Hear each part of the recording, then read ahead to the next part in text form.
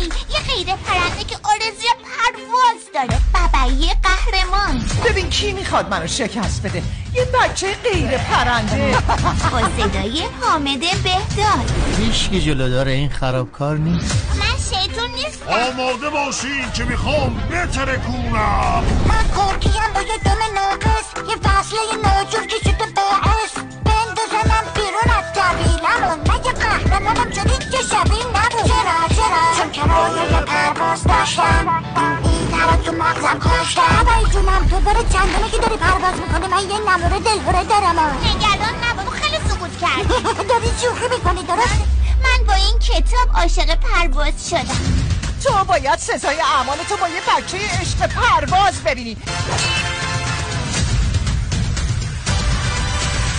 بابایی قهرمان همکنون در سینماهای سراسر کشور.